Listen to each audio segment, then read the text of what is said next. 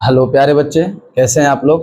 हम प्रदीप सर आप लोग के समक्ष क्लास 10th का ऑल सब्जेक्ट इस यूट्यूब चैनल के ज़रिए पढ़ाएंगे, जो कि चैनल का नाम है मैथ रोबो। आप लोग मेरे चैनल को सब्सक्राइब करके और बेल आइकन को प्रेस कर सकते हैं, जो कि हम नया अपडेट जो भी पढ़ाएंगे डालेंगे सबसे पहले आप तक मिलेगा। आइए हम क्लास को स्टार्ट करते हैं और बताते हैं सबसे पहले। और देखिए, अभी हम मैथ स्टार्ट कर रहे हैं, मैथ पढ़ाएंगे आपको। और क्या है कि मैथ का हम एक्सरसाइज 1.1 लिख करके उसको नहीं बनाएंगे, बिल्कुल कंसेप्ट और थ्योरी देंगे पहले, उसके बाद हम क्वेश्चन को बनाएंगे। जब तक हम लोग नहीं जानेंगे कि मैथ किस चिड़िया का नाम है, तब तक हम लोग चीज़ को एक्सप्लेन नहीं कर पाएंगे। आइए हम कंसेप्ट के साथ मैथ के पूरा फुल थ्योरी देंगे, उसके बाद हम चीज़ को समझाएंगे। तो आइए स्टार्ट करते हैं क्लास को। सबसे पहले हम जानेंगे कि संख्या क्या होता है। तो संख्या जानने से पहले हम स्टार्ट करते हैं, प्यारे बच्चा जी, हम स्टार्ट करते हैं संख्या पत्ती। संख्या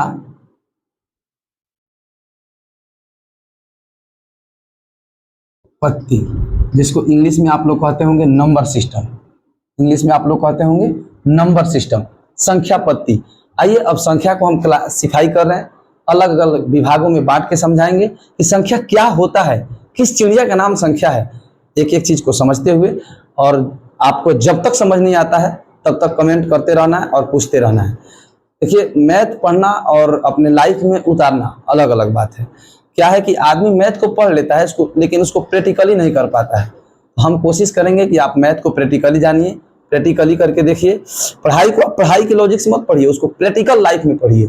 आइए क्लास को स्टार्ट करते हैं। संख्या पत्ती, इस ब्रह्मांड में पूरा संख्या को बांटने का हर एक टीचर का अलग अलग तरीका हो सकता है। देखिए, हम बांट रहे हैं इस संख्या को, संख्या पत्ती को बाबू हम 3 भाग में बांटते हैं। सबसे पहला मेरा होता है संख्या पत्ती। संख्या पत्ती को 3 भागों में हम डिवाइड कर रहे हैं, वहीं से क्लास स्टार्ट कर रहे हैं। जैसे कि आप लोग देख पा रहे होंगे, रियल नंबर, जिसको आप लोग हिंदी में वास्तविक बोलते हैं, वास्तविक।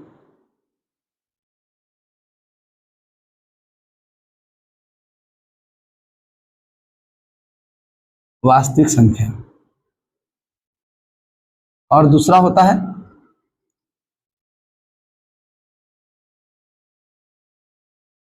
काल्पनिक संख्या, काल्पनिक संख्या। और तीसरा होता है सम्मिश्र संख्या, सम्मिश्र संख्या। इसको इंग्लिश में कहते हैं रियल नंबर, इसको इंग्लिश में कहते हैं रियल नंबर, और इसको कहते हैं इमेजिनरी नंबर,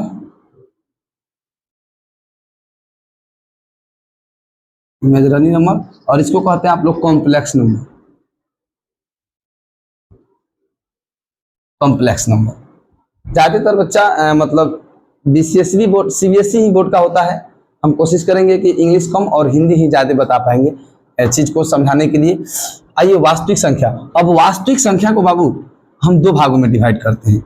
सबसे पहला वास्तविक संख्या को 2 भागों में डिवाइड करते हैं। एक तो होता है परिमेय संख्या,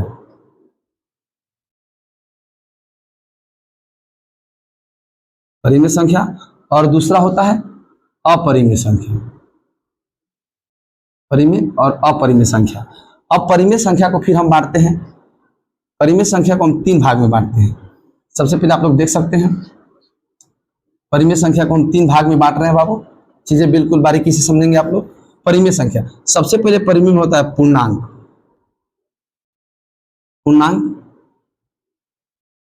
संख्या, और दूसरा होता है दशमलव संख्या, दशमलव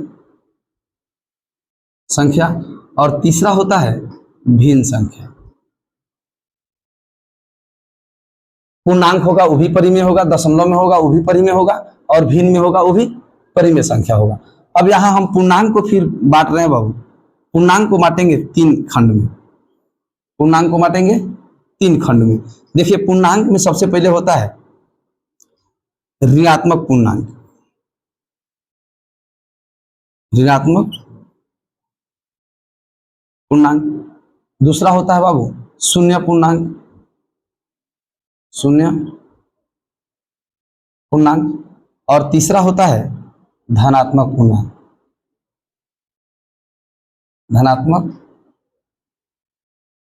पूर्णांक। तीन प्रकार का होता है ऋणात्मक पूर्णांक को, जैसे आप लोग देख सकते हैं -1, -2, -3 डॉट डॉट माइनस इन्फिनिटी तक चलता है। शून्य पूर्णांक अपने आप में जीरो होता है।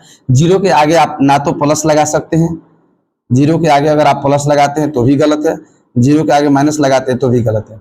जीरो अपने आप में एक अनात्मक पूर्णांक होता है, इसके आगे आप ना तो प्लस लगा सकते हैं और ना ही माइनस। धनात्मक पूर्णांक का मतलब होता है प्लस का 1 ले लीजिए, प्लस का 2 ले लीजिए, प्लस का 3, प्लस का 4। अब हम प्लस छुपा के रखते हैं, प्लस को दिखाना जरूरी नहीं होता है, इसलिए हम लोग क्या करते हैं, प्लस को इग्नोर कर देते हैं, छुपा देते हैं। और इसी के साथ पूर्णांक संख्या को हम 3 वर्गों में बांट दिए हैं। अब यहीं से स्टार्ट करते हैं कि दशमलव संख्या। तो दशमलव को भी 3 भाग में बांटा जाता है। देखिए सबसे पहले बाबू एक तो होगा शांत दशमलव होगा, शांत शांत दशमलव। दूसरा होगा अशांत, अशांत आवर्ती। और तीसरा होता है बाबू अशांत, अशांत। शांत दशमलव का मतलब हुआ, जैसे कि आप ले लीजिए 3.14 ये शांत है, कुछ पॉइंट के बाद 2 अंकों के बाद जाके रुक गया है, टर्मिनेट हो गया है। लेकिन अशांत आवर्ती का मतलब हुआ कि 3.6 पर रेकरिंग, ये रुकता कहीं नहीं है, ये 6 चलते रहेगा। इसका रियल रूप होगा 3.6666 ऐसे चलते रहेगा बार। इस रेकरिंग का मतलब होता है बार, बार होता है। और अशांत का मतलब हुआ ना तो कोई पैटर्न फॉलो करेगा और ना ही रुकेगा, डॉट डॉट चलते रहेगा।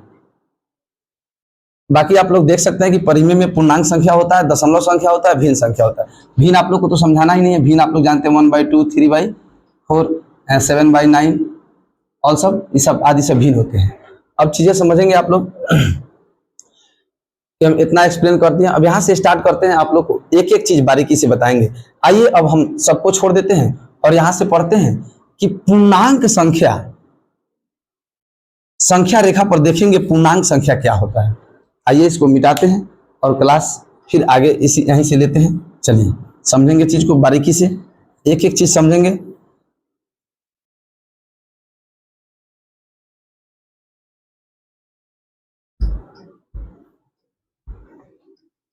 चलिए लेते हैं। सबसे पहले हम संख्या रेखा देखेंगे। संख्या रेखा देखिए बाबू, ये संख्या रेखा है।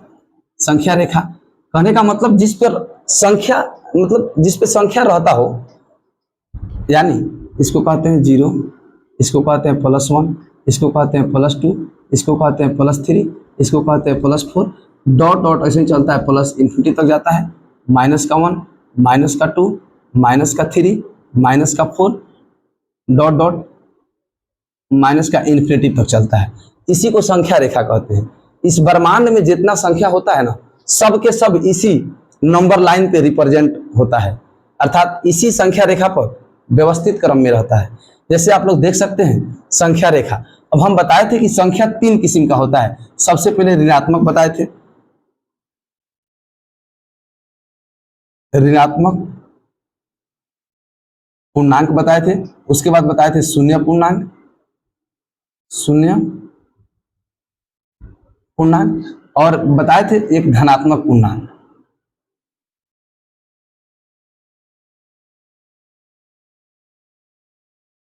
धनात्मक पूर्णांक समझेंगे बारीकी से।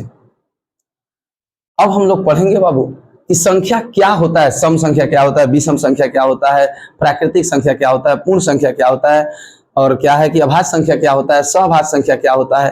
एक एक चीज को बिल्कुल बारीकी से समझाएंगे। देखिए यहीं से संख्या का जन्म होता है और हम लोग कहेंगे अब यहीं से पूर्ण संख्या किसे कहते हैं। एक नंबर में लेते हैं पूर्ण संख्या, पूर्ण संख्या। दूसरा पढ़ेंगे, पूर्ण के बाद पढ़ेंगे प्राकृत, प्राकृत संख्या। तीसरा देखेंगे बाबू सम संख्या, सम संख्या। 4 नंबर में देखेंगे विषम संख्या।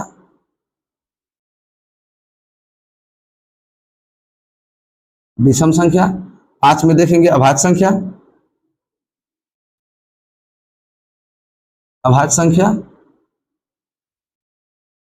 और 6 नंबर में देखेंगे बाबू सअभाज्य संख्या।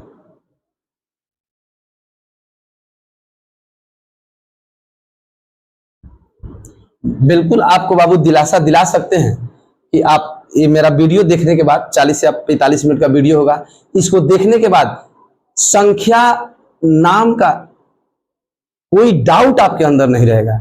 इस पूरे ब्रह्मांड में ऐसा कोई संख्या नहीं होगा जिसको आप नहीं पहचान सकते हैं। बिल्कुल बेसिक लेवल से एकदम टॉप लेवल तक लेके चलेंगे।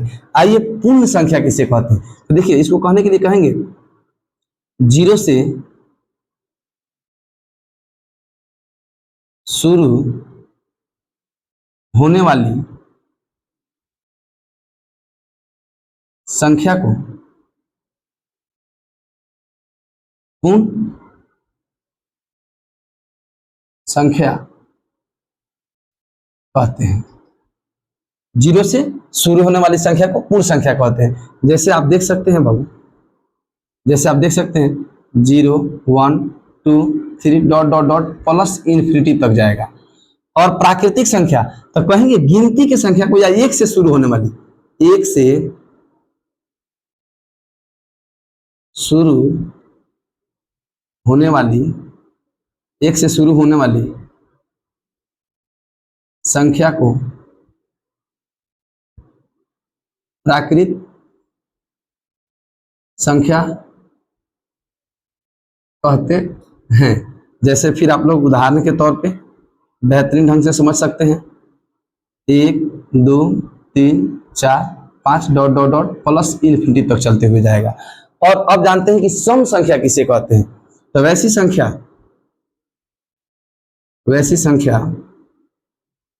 संख्या जो 2 से पूर्णतः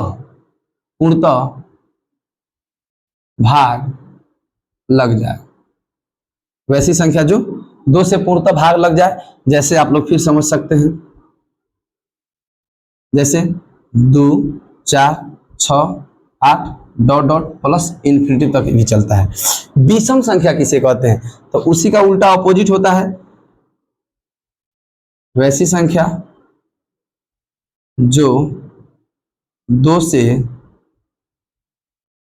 पूर्णतः भाग नहीं लगे, जो 2 से पूर्णतः भाग नहीं लगे, अर्थात कह सकते हैं जैसे 1 3 5 7 9 डॉट डॉट प्लस इन्फिनिटी तक चलता है। अभाज्य संख्या किसे कहते हैं, हम बिल्कुल एक नया परिभाषा देंगे आपको कि अभाज्य संख्या किसको कहते हैं, अभाज्य संख्या क्या है। अभाज्य संख्या को बिल्कुल बढ़िया एक नया परिभाषा देंगे। आइए लिखते हैं, अभाज्य संख्या वैसी संख्याएं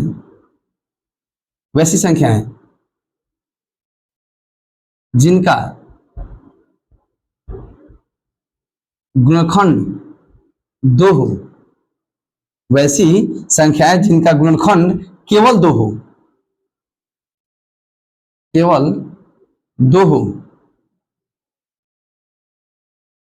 और दोनों गुणनखंड अलग अलग हो। जैसे आप लोग जान सकते हैं 2 3 5 7 11 डॉट डॉट ये भी प्लस इन्फिनिटी तक जाता है। अब इस बात को हम क्या लिख दिए हैं, इसको समझाना बहुत अनिवार्य है। वैसी संख्या जिनका गुणनखंड केवल 2 हो और दोनों गुणनखंड अलग अलग हो। आइए पहले इसको समझा लेते हैं, फिर अगली वाली संख्या को बताएंगे। जैसे बाबू कहीं लिखा है 1 2 3 4 5 6 डॉट डॉट, मान लो इसी तरह चल रहा है। अब इसमें कौन अभाज्य संख्या कैसे पहचानेंगे, तो देखिए 1 का गुणनखंड करेंगे तो 1 गुना 1। अब देखिए 2 तो गुणनखंड है लेकिन दोनों अलग अलग नहीं है, दोनों सेम है, यहाँ भी 1 है तो यहाँ भी 1, इसीलिए यह अभाज्य संख्या में नहीं होगा। 2 को देखते हैं, 2 का गुणनखंड करते हैं तो 1 गुना 2, इसके अलावा तीसरा कोई गुणनखंड नहीं होगा। तो हम कह सकते हैं ना कि इसका दो गो गुणनखंड हुआ और दोनों अलग अलग है, इसीलिए ये दो यहाँ लिए हैं। चलिए 3 को देखते हैं, 1 गुना 3, इसके अलावा और कोई अलग गुणनखंड है नहीं है, तो देखिए ये भी दो गुणनखंड है और दोनों अलग अलग है, इसलिए यहाँ 3 को भी लिए हैं।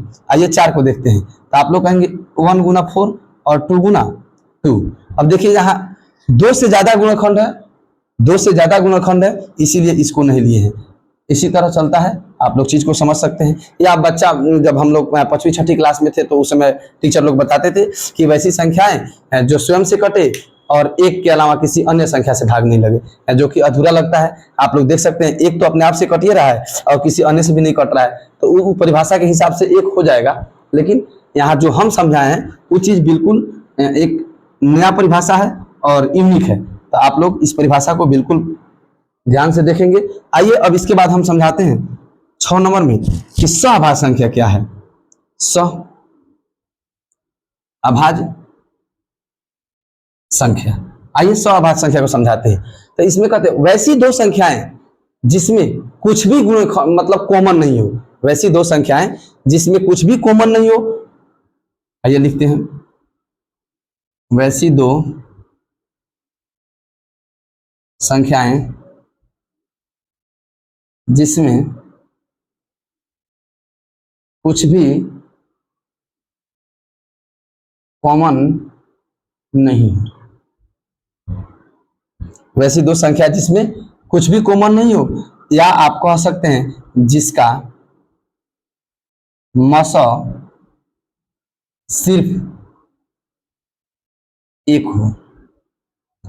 अब कहेंगे गुरुजी आप इसका भी मतलब डिफिनेशन समझाइए कि आप क्या लिखवाए हैं। तो जैसे देख लीजिए 2 और हम 3 लेते हैं, 2 3 में आपको कुछ कॉमन दिखाई दे रहा है? नहीं दे रहा है, तो इससे अभाज्य संख्या होगा। और हम लेते हैं 2 और 6, तो आप लोग देखिए 2 को हम लिख सकते हैं 1 गुना 2 और 6 को लिख सकते हैं 1 गुना 2 गुना 3। देखिए तो इसमें 2 मौजूद है, दोनों में जब 2 कॉमन है तो हम वही ना लिखवाए वैसी दो संख्या जिसमें कुछ भी कॉमन नहीं हो। इसमें तो कॉमन आ गया, इसका मतलब ई सहअभाज्य नहीं होगा। सहअभाज्य तब तक नहीं कहेंगे जब उसके बीच कॉमन संख्या नहीं रह जाए। अगर कॉमन संख्या रहता है तो उसको कौन सी कहेंगे? अभाज्य संख्या कहेंगे, सहअभाज्य कहेंगे। या कुछ भी कॉमन नहीं रहे तो उसको सहअभाज्य कहेंगे। चलिए आते हैं आगे बढ़ाते हैं। देखिए सहअभाज्य संख्या वैसी दो संख्या जिसमें कुछ भी कॉमन नहीं हो। तो इसमें देखिए कुछ भी कॉमन नहीं था, अगर था भी तो 1 था, तो 1 तो उसका मसा होगा। कॉमन तब निकलता है, आइए ना अगला चैप्टर में इसको बताएंगे कि मसा लसा क्या होता है। यहां तक अगर आप चीजें समझ गए होंगे तो स्क्रीनशॉट ले लीजिए, फिर आगे बता रहे हैं।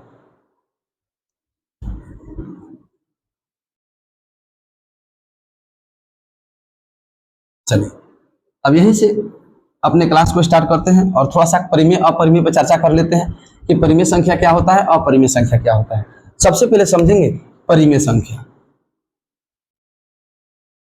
परिमेय संख्या हम बताते समय बताए थे, परिमेय संख्या उसे कहते हैं वैसी संख्या। आइए नया परिभाषा लिख रहे हैं, वैसी संख्या जिसे हम P/Q जहां Q इक्वल टू नॉट 0, वैसी संख्या जिसे हम P/Q के रूप में जहां इतना के ऐसे नहीं लिखते हैं, लिखते हैं ऐसे, वैसी संख्या जिसे हम P/Q के रूप में लिख सकते हैं जहां Q इक्वल टू नॉट बराबर 0, अर्थात हम उस संख्या को 0 से भाग नहीं करेंगे। अब किसी संख्या को आपके मन में चल रहा होगा कि सर 0 से भाग क्यों नहीं करते, पूछ लीजिए। तो 0 से भाग इसलिए नहीं करते कि अनडिफाइंड बन जाता है। जैसे उदाहरण के तौर पे हम आपको अगर समझाना चाहेंगे तो आप देख लीजिए 10 को 2 से भाग करिए, आइए 40 को आप 20 से भाग करिए, आंसर आएगा 2।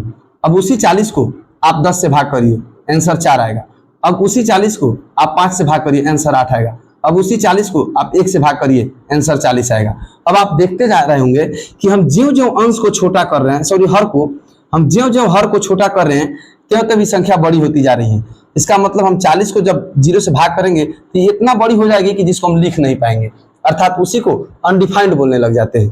अब तो शायद चीजें क्लियर हो गई होगी। आइए अब आगे बढ़ा रहे हैं इसके आगे। जहां Q equal to not zero.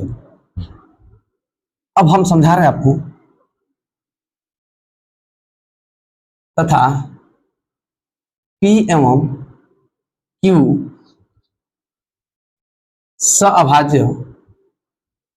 सहभाज्य के साथ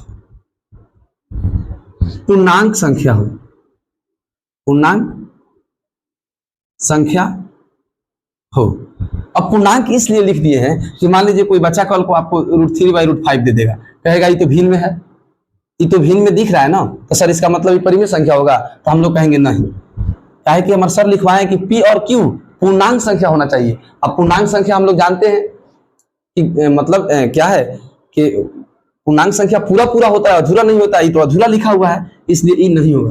अब परिमेय संख्या, अब जैसे आप लोग देख सकते हैं कि 3/5 √16 1/2 0.6 0.5 पर एक रिंग, सारी की सारी बाबू परिमेय संख्या है, परिमेय संख्या है। अब इसका दूसरा अगर डिफिनेशन समझना चाहेंगे तो हम लोग कह सकते हैं कि यदि कोई संख्या रूट के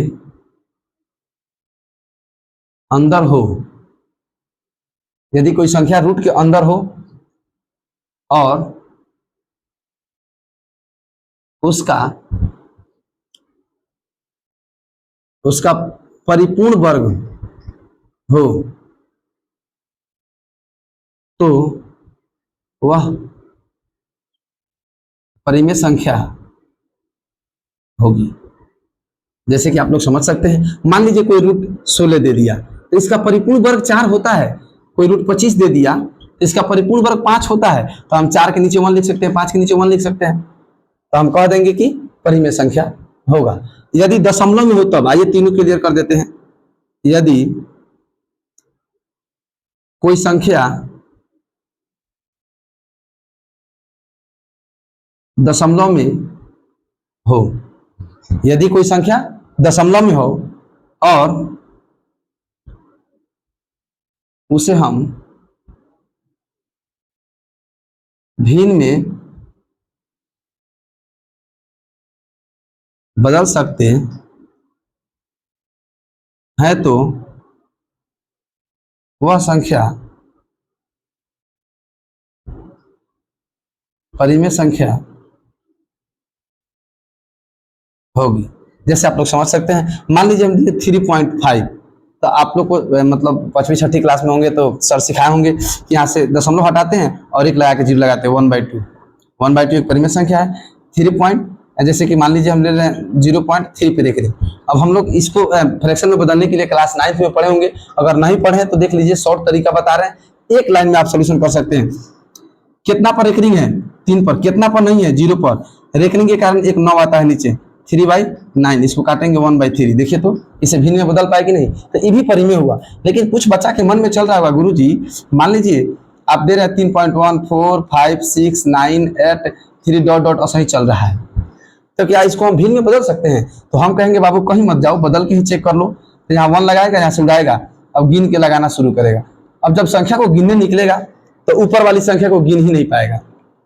जब ऊपर वाली संख्या को बाबू हम गिन ही नहीं पाएंगे तो नीचे आप ही बता दीजिए कै जीरो लगाएंगे, पता ही नहीं चल रहा है कि कितना जीरो लगाना है। इसलिए इसे हम भिन्न में नहीं बदल सकते हैं, और जब भिन्न में नहीं बदल सकते हैं तो इसे अपरिमेय संख्या कहने लग जाते हैं, अपरिमेय संख्या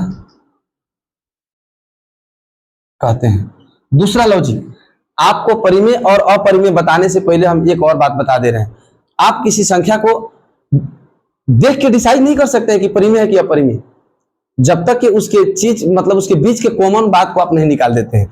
जैसे मान लीजिए कोई कल को आपसे कह दिया कि 2√3/4√3, बताइए परिमेय है कि अपरिमेय? तो आप तो देखेंगे तो कहेंगे कि सर बताए थे P/Q के रूप में हो, ठीक है P/Q के रूप में है, और कहेंगे कि जहां लेकिन सर बताए थे कि P पूर्णांक हो, यहाँ तो पूर्णांक है नहीं, फिर अपरिमेय होगा। लेकिन नहीं बाबू, हम सबसे पहले इस भिन्न को सिंपलेस्ट रूप में ले जाएंगे, शॉर्ट रूप में ले जाएंगे, छोटा रूप में सोल्यूशन करेंगे।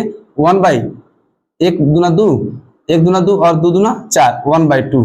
देखिए ये एक परिमेय संख्या हुआ, एक परिमेय संख्या होगी। एक परिमेय संख्या होगी। तो हम लोग डिसाइड नहीं कर सकते हैं जब तक हम लोग सोल्यूशन करके नहीं देखेंगे। सबसे पहले हम लोग संख्या को पहचानने से पहले उसका सोल्यूशन करेंगे। जैसे आपसे कोई कल को बोल दिया कि 2 + √3 और -√3, बताइए परिमेय कि अपरिमेय, तो आप तो चौंक जाएंगे। चौंकना नहीं है, आपको कहना है कि हमारे गुरुजी बताए थे कि सबसे पहले क्या करेंगे, क्वेश्चन को सोल्व करेंगे फिर बताएंगे। तो √3 से √3 प्लस माइनस कट गया, यहाँ आ गया 2, कह देंगे परिमेय। ठीक है, आइए फिर इसके आगे क्लास को बिल्कुल लेके चल रहे हैं। देखिए चीजें मतलब पढ़ के एकदम लाइट में उतारना है। ये नहीं हुआ कि आप मैथ बना रहे हैं, मैथ को बस मैथ के ही रूप में रख दिए, पढ़े और कॉपी का कॉपी में ही रह गया। चीज को बिल्कुल समझेंगे, बार बार पूछेंगे, नहीं समझ में आता है 100 बार में हम समझाएंगे, लेकिन समझा के छोड़ेंगे। बिना समझाए हम हारने वाले नहीं है। और आप लोग भी जीत कर लीजिए कि प्रदीप सर आ गए मैथ पढ़ा रहे हैं, तो प्रदीप सर के साथ में लग के पढ़ेंगे, बिल्कुल एक एक चीज पूछेंगे, 100 बार पूछेंगे, 200 बार पूछेंगे, जब तक समझ नहीं आता है प्यारे बच्चे तब तक पूछेंगे। समझे बच्चा जी? चलिए ठीक है, क्लास को स्टार्ट करते हैं। फिर बाबू हम एक्सरसाइज अब 1.1 का लेक्चर शायद लगभग कर दिए हैं, अब उसके बारे में समझा रहे हैं कि क्या होता है।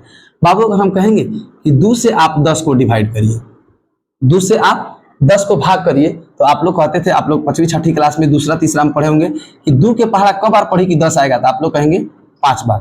5 दूना 10, यहाँ कट के 0 आ जाएगा। देखिए बाबू, जिस संख्या से भाग देते हैं ना उसको भाजक कहते हैं, उसको भाजक कहते हैं। हम इस भाजक को 20 से सूचित कर ले रहे हैं, और जिस संख्या में भाग देते हैं उसे भाज्य कहते हैं, उसे भाज्य कहते हैं। हम इसे ए से सूचित कर ले रहे हैं, और इसको कहते हैं भागफल, इसको भागफल कहते हैं। इसको हम क्यू से सूचित कर रहे हैं, और जो नीचे नीचे बचता है ना बाबू, इसको हम शेष कहते हैं, अर्थात इसको हम आर से सूचित कर रहे हैं। देखिए हम लोग बचपन में ही पढ़े थे, एक फॉर्मूला होता था कि भाज्य बराबर भाजक गुणे भागफल जोड़ शेष। तो देखिए भाज्य कितना है बाबू 10, भाजक कितना है 2, भागफल कितना आया है 5, शेष कितना आया है 0। अब देख लेंगे कि 10 के बराबर 5 दूना 10 आ गया। इसका मतलब जो हम नियम लगाए हैं, जो चीज हम बना रहे हैं एकदम सटेबल है, सही है। बराबर का मतलब हुआ कि एक ऐसा तरजुई है, मान लीजिए इसमें बराबर लगा है। हम बाबू अगर इधर 5 किलो लगा दें और इधर 5 केजी लटका दें, तो बताइए, आप ही बताइए कि तरजुई किधर झुकेगा? कहीं नहीं झुकेगा, कहीं नहीं झुकेगा, ना तो इधर ना इधर, यानी बिल्कुल बराबर रहेगा। उसी चिन्ह को दर्शाता है कि बराबर चिन्ह, यानी इधर 10 है तो इधर भी 10, इसका मतलब बराबर। ये बात सत्य है। अब क्या हुआ कि आप लोग के 10वीं क्लास में इसी का नाम एक वैज्ञानिक थे जिन्होंने यूक्लिड नाम रख दिया, यूक्लिड विभाजन सूत्र। अब देखिए वही जो 5वां 6ठा क्लास में पढ़े थे, अब उसी बात को थोड़ा सा लेवल में पढ़ने लग जाएंगे। और यूक्लिड विभाजन सूत्र की मदद से हम सबसे पहले आपको बता दें कि HCF मसा निकलता है। मसा, कोई पूछता है कि यूक्लिड विभाजन सूत्र किसके लिए प्रयोग करते हैं, तो हम लोग कहेंगे कि यूक्लिड विभाजन सूत्र मसा निकालने के लिए प्रयोग किया जाता है। मसा निकालने का एक तकनीक है, एक तरीका है। तो आइए हम सिखाते हैं उस चीज को, बिल्कुल अब बढ़िया से समझा रहे हैं कि क्या हम कर रहे हैं और क्या क्या लिख के आपको समझा रहे हैं। अब चलते हैं बाबू, इसको नहीं मिटाएंगे क्योंकि यहाँ काम है, इसको भी नहीं मिटाएंगे। अब बताइए, आप एक बात बता दीजिए बाबू, मसा अगला चैप्टर में पढ़ाएंगे, वहां और ज्यादा खोल के पढ़ाएंगे, यहाँ जरूरत भर लेके चल रहे हैं। बताइए, भाजक ए से सूचित किए हैं, भाजक को बी से सूचित किए हैं, भागफल को क्यू से सूचित किए हैं, और शेषफल को आर से सूचित किए हैं। देखिए शेष और शेषफल दोनों बात एक ही है। चलेंगे हम बाबू, आपसे कहते हैं कि आप 50 को 10 से भाग कीजिए। तो इसमें मतलब इस पूरे क्लास में बैठा ऐसा कोई बच्चा नहीं होगा जो 10 को 50 से भाग करेगा। हर एक बच्चा कहेगा गुरुजी नहीं, हम बड़ी संख्या को छोटी संख्या से भाग करेंगे। हम कहेंगे बिल्कुल सच बोला है बाबू। तो 10 के पहाड़ा कई बार पढ़ेंगे? 5 बार। कितना आएगा? 50। घटेगा तो कितना? 0।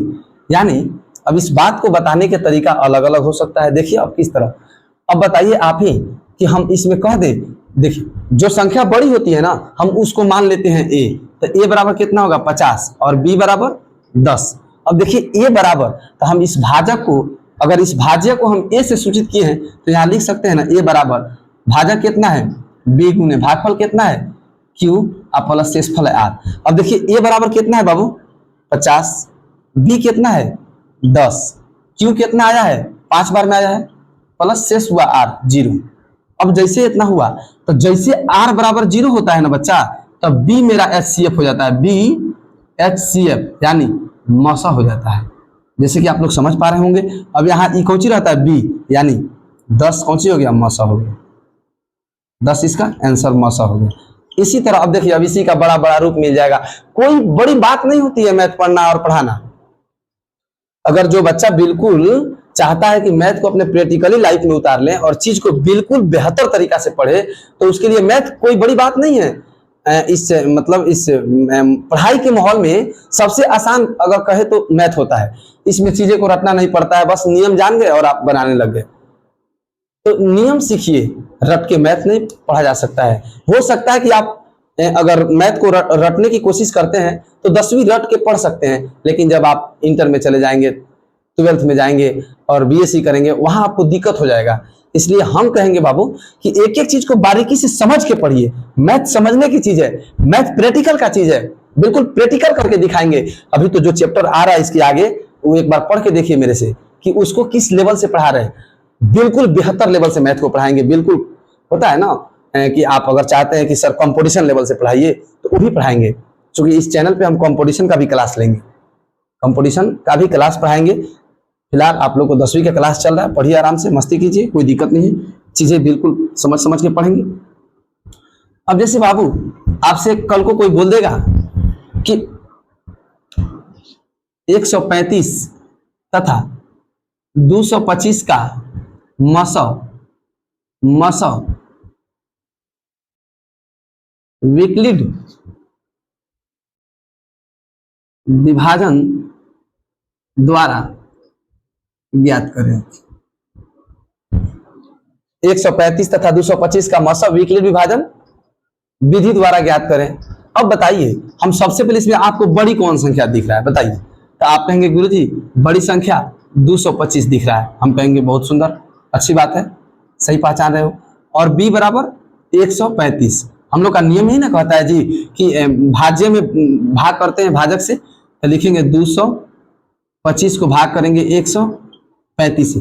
बताइए 135 के पहाड़ा कब बार पढ़े कि 225 है, तो समथिंग जल्दबाजी में सोचने के लिए देख लीजिए, इसको 130 मान लीजिए, तो 13 दूना 26 करेंगे, 260 से भी बड़ा हो जा रहा है, इसका मतलब एक बार में जाएगा, लिखेंगे 135। इस शॉर्ट जल्दी सोचने का तरीका होता है। जैसे जैसे आप मैथ का प्रैक्टिस करेंगे आपके अंदर भी तरीका आ जाएगा। 0 12 में से 9 गया, 3 गया 9, और यहाँ 0 बच जाएगा, कट जाएगा। अब 90 से 135 को बाबू डिवाइड करेंगे। बताइए 9 दूना 90 मान लीजिए, 9 दूना 18, 180 दो बार में हो जा रहा है, ज्यादा हो जा रहा है, तो अब क्या करेंगे, यहाँ एक बार लेंगे 90, घटाएंगे बाबू 4 5 45। अब 90 को डिवाइड करेंगे, 45 दूना 90, कितना बचेगा 0 शेष। अब बताइए जैसे यहाँ r बराबर 0 होता है तो b मेरा HCF हो जाता है, यानी 45 मौसा हो जाएगा। ये हो गया भाग विधि, इसको कहते हैं भाग विधि। और इसी भाग विधि का थोड़ा सा तकनीक तरीका, शॉर्टली बोल सकते हैं, विकलित विभाजन होता है। तरीका तो वही है, लेकिन बताने का और कहने का तरीका बदल गया है। देखिए अब इसको कहेंगे विकलित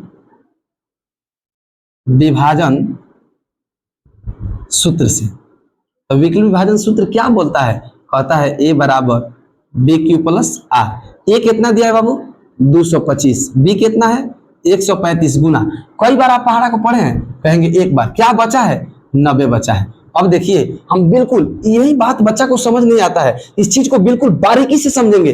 क्या है कि अब जो बी था और ये था, अब वही बी ए और यहाँ आर था। अब अगर बाबू हम इस एस्टिमेट को हटा दें, अब दूसरा वाला स्टेप को देखिए, वही जो शेष था अब वो बन गया बी, यानी वही शेष जो आर था अब वो क्या बन गया बी, और जो ए था वो क्या बन गया, सॉरी जो ए था अब बन गया वो बी।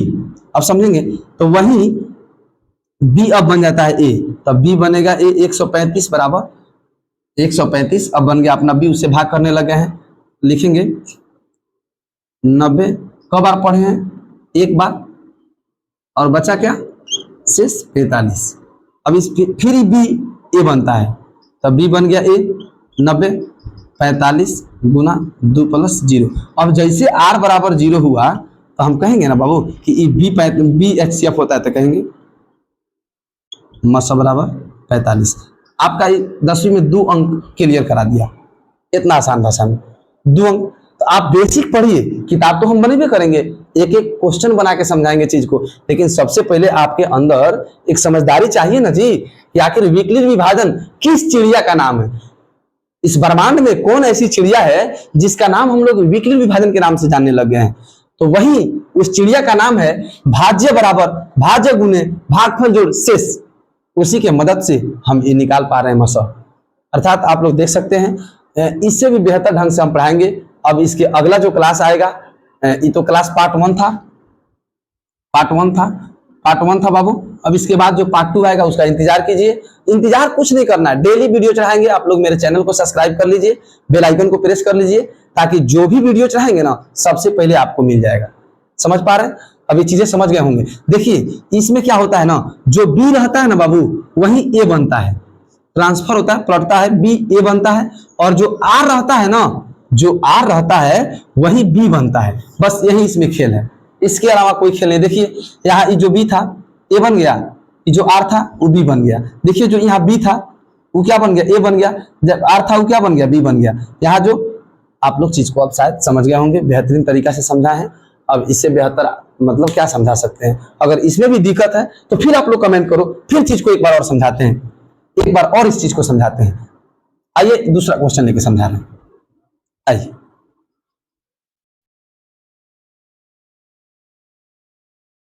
आइए दूसरा क्वेश्चन समझा रहे हैं। कह रहा है 867 तथा 255, 867 तथा 255 का मस विकलित विभाजन विधि द्वारा ज्ञात करें। अब समझेंगे बाबू, 867 और 255, ऐसा कोई विद्यार्थी इस क्लास में नहीं बैठा होगा जिसको 867 और 255 में छोटा बड़ा पहचान नहीं है। हर एक बच्चा कह सकता है कि गुरुदेव 867 बड़ा है, तो हम भी कह देंगे ए बराबर 867 और बी बराबर कह देंगे 255। आइए हम 867 को सबसे पहले 255 से डिवाइड कर रहे हैं। जल्दी सोचने के लिए बाबू लगभग हम इसको 250 मान के चल रहे हैं। तो 25 3 75, तो हम ले लेते हैं 3 बार में जाएगा। तो 5 3 15 के 5 हाथ में 1, 5 3 15 1 16 के 6 हाथ में 1, 3 दूना 6 1 7। घटाएंगे बाबू, यहाँ बचेगा 2, यहाँ बचेगा 0, यहाँ बचेगा 1। अभी 102 से ना 255 को डिवाइड करेंगे। अब 102 से 255 को डिवाइड करेंगे तो समथिंग ये 2 बार में जाएगा। तो 2 दूना 4 0 2।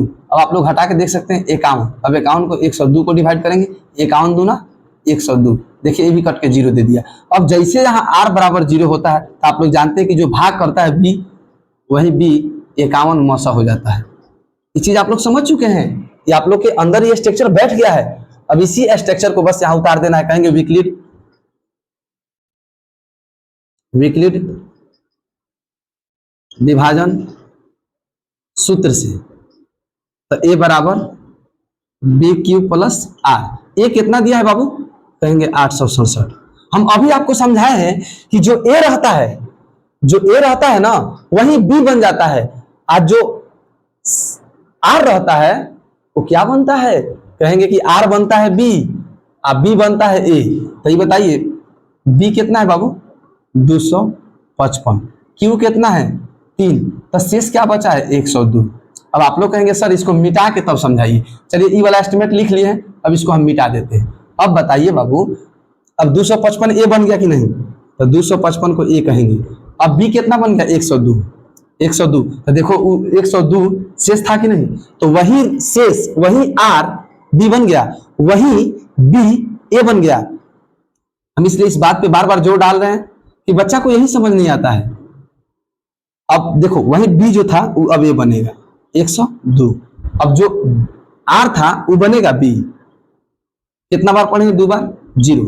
अब इसका मौसा हो जाएगा, कहेंगे मसा हो जाएगा 51। इतना आसान होता है बाबू। इससे भी बेहतरीन और इससे भी आसान भाषा में पूरा मैथ पढ़ाएंगे 10वीं का। आप लोग मेरे चैनल को प्लीज सब्सक्राइब करके बेल आइकन प्रेस कर लीजिए, और वीडियो अच्छा लगता है ना तो लाइक भी प्रेस करिए, लाइक भी करते चलिए। हम पूरा क्लास 10वीं का ऑल सब्जेक्ट बेहतरीन ढंग से पढ़ा के देंगे आपको, ठीक है। चलिए क्लास को इन करते हैं, ठीक है।